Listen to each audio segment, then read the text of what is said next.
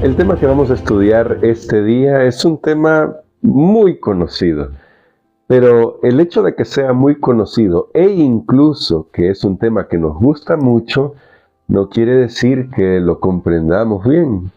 Y creo que podemos rápidamente constatar que a veces no comprendemos bien qué significa que Dios es amor. Ese es el tema para hoy en la temática general de conocer a Dios. Ayer hablábamos sobre la santidad, antier hablábamos sobre tener una perspectiva más clara sobre quién es Dios y ver cómo Él realmente quiere relacionarse con nosotros. Así que hoy vamos a hablar sobre Dios es amor. Y vamos a pedir la dirección de Dios para nuestro estudio de hoy, nuestra reflexión, pidiendo que podamos ser sensibles a escuchar lo que la Biblia enseña, a fin de no contaminar con los preconceptos culturales que tenemos sobre esta palabra que es tan usada hoy en día. Vamos a orar. Querido Dios y Padre eterno, estamos agradecidos por tu palabra, porque en ella encontramos una revelación completa, coherente y clara de ti. Pero necesitamos de tu Espíritu Santo para poder extraer las lecciones que nos da tu palabra, y rogamos que nos acompañes en este estudio, en el nombre de Cristo Jesús. Amén. Para el tema de hoy vamos a hablar sobre justamente que Dios es amor, pero vamos a comenzar diciendo que debemos cuidarnos de no pensar en el amor como generalmente se piensa en nuestra sociedad. El amor de Dios no es un sentimiento. Y es curioso que diga que como se piensa en esta sociedad, aunque ya hay pensadores que destacan el hecho de que el verdadero amor no puede ser un sentimiento. Cuando lees, por ejemplo, Los 7 hábitos de la gente altamente efectiva, el Dr. Covey dice que el amor es un verbo, es acción. Por lo tanto, no se trata de sentir amor. Y esto ya se acerca un poco más a lo que la Biblia enseñaría sobre el amor. Dios no siente amor, es decir, sí siente amor, pero Dios esencialmente es amor. Y porque es amor, actúa de esa manera, porque esa es su naturaleza. Y ayer destacábamos que el hecho de que Dios sea santo hace que su amor sea puro. La santidad de Dios es necesaria para que nosotros podamos comprender la pureza del amor de Dios. El amor de Dios no lleva segundas intenciones. El amor de Dios no va a envanecerse. El amor de Dios no va a ser tóxico. Por eso, la gran definición del amor se encuentra en 1 Corintios 13, donde habla sobre qué significa amar de verdad. Y es muy interesante que quien cumple a la perfección con esto es nuestro Dios. Y ahí nos invita a nosotros para que al conocerlo a Él también reflejemos ese amor. Entonces, ¿por qué estamos destacando que no debemos pensar en el amor como un sentimiento? En primer lugar, porque los sentimientos son variables. Los sentimientos fluctúan dependiendo de las circunstancias, dependiendo de cualquier cosa. El amor de Dios, en cambio, no depende de las circunstancias. No está circunscrito a los estados de ánimo de Él. Él siempre es amor, porque de hecho Él es ecuánime, verdaderamente ecuánime. Hoy vamos a hablar justamente o tocar un texto. En la lección se nos presenta este texto amplio que vale la pena leer en 1 de Juan, capítulo 4. Ahí encontramos ese famoso pasaje de que el que no ama no ha conocido a Dios, porque Dios es amor. Pero vamos a leer todo el contexto para poder saber qué enseña la Biblia sobre el amor, solo en este pasaje, porque hay muchos otros pasajes donde se nos va a mostrar que el amor de Dios es profundamente relacional. Ya llegaré ahí. Pero noten, vamos a leer 1 de Juan capítulo 4 desde el verso 7, que dice así: Amados, amémonos unos a otros, porque el amor es de Dios. Todo aquel que ama es nacido de Dios y conoce a Dios. El que no ama no ha conocido a Dios, porque Dios es amor. La clásica definición que ya conocemos. En esto se mostró el amor de Dios para con nosotros, en que Dios envió a su Hijo unigénito al mundo para que vivamos por Él. Notas, voy a ir despacio porque notas, el amor de Dios es acción. ¿Cómo sabemos que Dios nos amó? Porque se entregó a sí mismo en la persona de su Hijo. Ahí se mostró el amor. Creo que en este sentido la sabiduría popular tiene algo de verdad cuando dice: amores son acciones y no buenas razones. Seguramente ya escuchaste este dicho. Si conoces otro dicho similar, ponlo en los comentarios. Me gustaría saber en las diferentes partes del mundo donde tú escuchas o ves este comentario, cómo hablan de esas personas que dicen mucho pero no hacen. Y este dicho a mí me gusta mucho. Amores son acciones y no meras razones. Y Dios lo muestra. En esto se mostró el amor de Dios para con nosotros, en que Dios envió a su Hijo unigénito. Es decir, Dios no dijo en el cielo: ¿cómo los amo, hijos míos?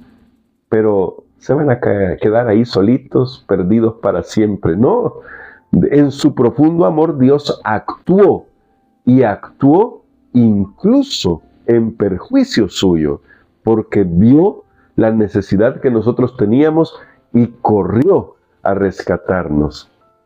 En esto consiste el amor, dice así: no en que nosotros hayamos amado a Dios, sino en que Él nos amó a nosotros y envió a su Hijo en propiciación por nuestros pecados. Aquí se amplía lo que acaba de decir el apóstol y nos muestra la iniciativa de Dios. El amor de Dios es tan profundo que Él toma la iniciativa. Y no solamente eso, sino que nos sustituye. Eso es propiciación. Es decir, deberíamos nosotros haber recibido el castigo de Dios, y sin embargo, Dios toma nuestro lugar en la persona de Jesús, nos sustituye, todo porque nos ama y porque nos amó primero.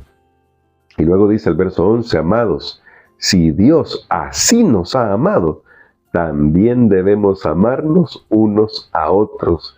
¿Notas qué tan alto está el listón en este momento?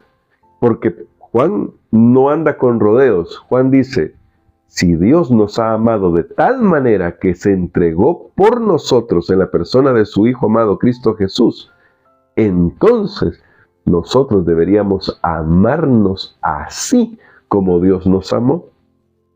Nadie ha visto jamás a Dios, dice el verso 12. Si nos amamos unos a otros, Dios permanece en nosotros y su amor se ha perfeccionado en nosotros. Para aquellos que quieren hablar sobre la perfección, aquí está el texto. Claro que debemos ser perfectos. Jamás vamos a decir otra cosa. Claro que debemos ser perfectos, pero ¿cómo enseña la Biblia a ser perfectos? La respuesta está aquí: amando como Dios ama, porque el que ama permanece en Dios. Dios permanece en él y permanece él en Dios. Y me gusta mucho porque Juan introduce esta cláusula diciendo: a Dios nadie lo ha visto. Pero ¿sabes lo que significa lo siguiente, verdad? Significa que si Dios permanece en mí cuando yo amo a la manera que Dios ama, entonces puedo hacer que otros vean a Dios a través de mí. Por eso es tan importante la conexión con Dios, porque si no tenemos una relación viva con Jesús, entonces no podemos reflejar su amor. En esto conocemos que permanecemos en Él y Él en nosotros, en que nos ha dado de su Espíritu. ¿Y cuál es el fruto del Espíritu? Todo comienza con amor. Y nosotros hemos visto y testificado que el Padre ha enviado al Hijo, el Salvador del mundo. Todo aquel que confiese que Jesús es el Hijo de Dios, Dios permanece en Él y Él en Dios. Porque, y quizás es importante destacar esto, no estamos hablando de amor sentimental, estamos hablando de amor relacional, una profunda conexión con Dios que lleva implícito el hecho de que creo en Dios, uso mi cerebro, me relaciono con Él de una manera racional. Y claro, van a estar los sentimientos ahí, esto no lo vamos a negar, pero no son los sentimientos la medida. La medida es esta profunda conexión con Dios que me lleva a imitarlo a Él y que me permite a mí reflejarlo a Él. Por eso Dios permanece en la persona que confiesa que Jesús es el Hijo de Dios, porque tiene una relación personal. Y nosotros hemos conocido, dice el verso 16, y creído el amor que Dios tiene para con nosotros. Dios es amor, y el que permanece en amor permanece en Dios y Dios en él. En esto se ha perfeccionado el amor en nosotros, para que tengamos confianza en el día del juicio, pues como Él es, así somos nosotros en este mundo. En el amor no hay temor, sino que el perfecto amor echa fuera el temor, porque el temor lleva en sí castigo, de donde el que teme no ha sido perfeccionado en el amor. Nosotros lo amamos a Él, porque Él nos amó primero. Notas todo lo que está implicado acá, pero si lo podemos resumir, lo que está diciendo el apóstol Juan es, hablando del amor de Dios, es que en su naturaleza, en la naturaleza de Dios, Él nos muestra que el verdadero amor toma la iniciativa, es abnegado, se sacrifica, ve por el bienestar de los demás, está dispuesto a ir a las últimas consecuencias con tal de ayudar y servir al que está en necesidad. Y no hay nadie que haya hecho eso como Dios. ¿Cuál es nuestra parte entonces? Nuestra parte es reconocer su amor. Por eso me gusta ahí, ¿no?, que habla sobre esto.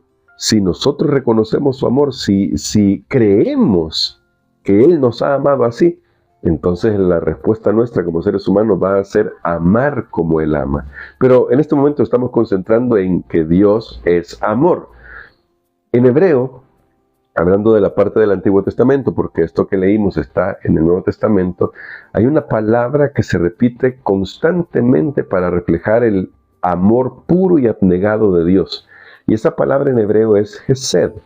Hesed es una palabra que tiene muchos matices y que habla de el amor eterno de Dios, de su misericordia inagotable, de una relación de pacto. Y todo eso está imbuido en esa palabra Hesed. Si pudiéramos leer hebreo, me refiero en hebreo, en el lenguaje hebreo, esta palabra la veríamos mucho, especialmente en los Salmos aparece mucho, hablando sobre el amor fiel que Dios tiene por su pueblo, hablando del amor pactual en el que Dios se relaciona con nosotros, porque el amor de Dios es altamente relacional. Por eso es que siempre se nos invita, cuando se nos pide a nosotros que amemos como Dios ama, a relacionarnos con los demás. Pero, ¿por qué esto es importante? ¿Por qué es importante saber que Dios es amor, perfectamente amor, que no tiene intenciones escondidas o dobles intenciones, que su amor no depende de las circunstancias, no depende de los cambios de humor, sino que permanece inalterado porque Él es santo? Porque esto es importante, porque eso garantiza que tú y yo somos amados por Dios, pase lo que pase. Y yo sé que para nosotros esto es un concepto difícil de comprender, porque nosotros los seres humanos tendemos a poner condiciones. Nosotros tendemos a poner condiciones. Te amo, pero, o te amo más si, y ahí van nuestras condiciones. En cambio, Dios no. El amor de Dios es incondicional. Dios nos ama a todos. Ama al pecador más empedernido, como al hombre que cree que es el más santo, que tal vez sea el pecador más empedernido, porque el que se cree santo tal vez necesita encontrarse realmente con la santidad de Dios. Pero no me voy a meter más en ese tema. Quiero destacar este punto más bien. Todos somos amados por Dios y eso es una buena noticia. Eso no significa que Dios sea un ser endeble, lo dije ayer. No significa que Dios nos mire y dice, ay, ¿cómo le voy a juzgar a Él? No, Dios va a hacer su juicio, pero acabamos de leer que en el perfecto amor no hay temor del juicio, porque si nos reconocemos amados por Dios y le amamos porque Él nos amó primero y lo demostramos amando a nuestros semejantes, entonces el juicio siempre va a ser favorable para nosotros. Pero si yo veo el amor de Dios por mí y lo rechazo su amor que se manifestó en la cruz del Calvario como propiciación por nuestros pecados, por mis pecados, entonces, por su amor profundo que tiene por mí y por el universo, un día Dios tendrá que ponerle fin a esta miserable existencia.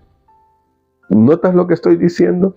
Tal vez sea un poco duro y tal vez suene un poco feo, pero recuerda, estas son mis palabras humanas. Dios nos ama tan profundamente que jamás nos obligaría a estar en un lugar donde no queremos estar. Y para que no suframos por la eternidad, un día Él va a ponerle fin al pecado, al mal y a todo aquel que se ha querido aferrar al mal. Es porque Dios es justo y quiere lo mejor para el universo. Pero hoy Dios nos ofrece una oportunidad. En su amor Él nos dice: hijos, hoy es el tiempo aceptable. A veces a algunas personas no les gusta esta imagen de que Dios un día le tendrá que poner fin al mal y a los que se aferren al mal.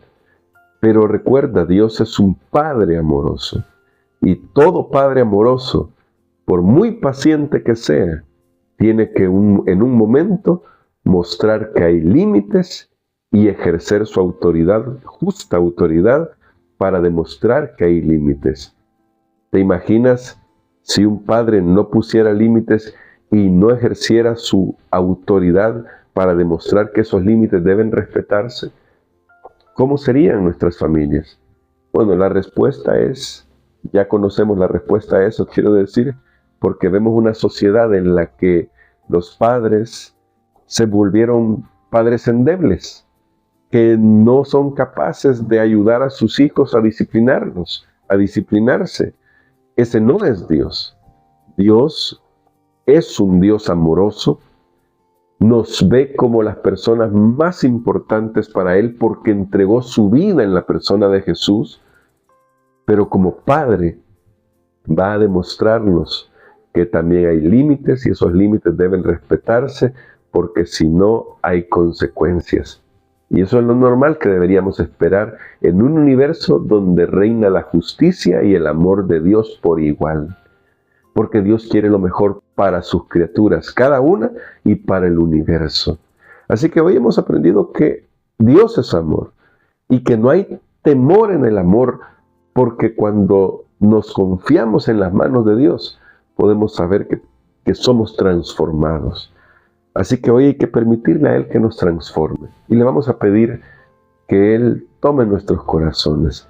Y si quieres escribir algo hoy que te reconforte, escribe en los comentarios: Dios es amor.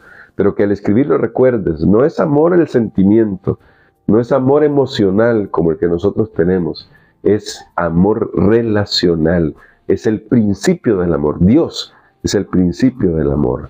Así que vamos a orar por eso. Bondadoso Padre, gracias por amarnos tanto. Gracias porque tú eres santo y justo y tu amor se manifiesta en tu santidad y en tu justicia.